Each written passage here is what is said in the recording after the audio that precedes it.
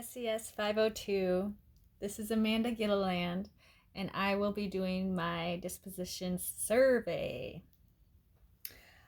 Supporting learning, teachers can do that by creating an atmosphere of acceptance and positivity so that every student knows that I believe in them and that they can succeed with my guidance.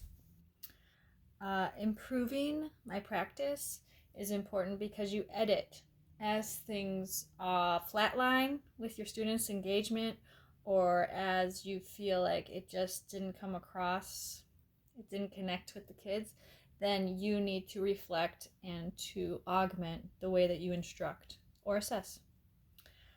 Professional expectations means coming to school on time, doing coursework online completely, that you are grading work as it comes in, that you're trying to show the students that you also are in 100%. Collaboratively advancing the profession could be working on curriculum with other people in your field. For me, it would be becoming part of the American Council on the Teaching of Foreign Language.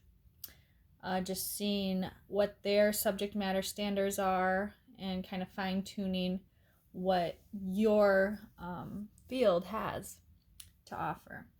The current dispositions that I have are that I set realistic expectations for my students. I do believe that all students can learn Spanish, but some of us are just more, just naturally, we have a good ear for it. So as I see where everyone lines up the first few days of class, then I can use the ones who are more comfortable to be my oral example people. And the ones who are more shy or they just can't pronounce it as well, then we can do more one-on-one assessments just to give them that grounding that, everybody's at a different place, but that doesn't mean that you can't grow in your proficiency. Something I need to work on is that the social needs of the students that I have taught and the cultural diversity in the communities that I have taught, I have severely underestimated the importance of knowing that. I am from an urban environment and I taught in 2 rural areas, and this created a lot of friction because I just did not understand the context of where these kids were coming from. So I hear that. I do exercise sound judgment and ethical behavior. I do have fairness as an important part of my classroom. Ethical should recognize that reflection combined with experience leads to growth. I did not reflect often. I just thought the end of the year survey where the kids, pretty much said who their favorite teacher was, that I got a whole bunch of calls that summer saying, can we hire you? And I thought, I must have done good. But no, reflection means pausing after the end of the day and rehashing what went right and what went wrong.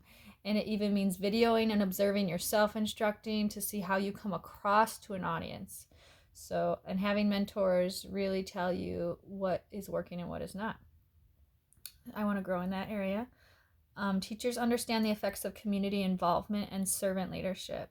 Yes, compassion is very important.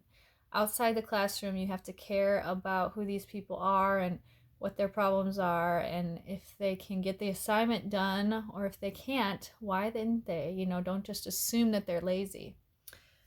So I am committed to the profession, and I am fine with continuing developing that skill of teaching and being a forever learner. My personal biases do have affected my connection to the kids.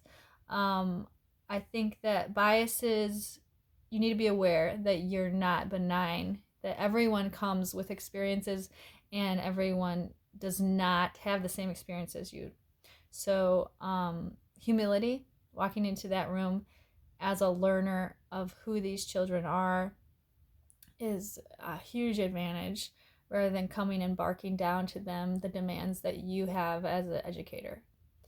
So thank you for giving us the opportunity to grow, Sonia. Bye-bye.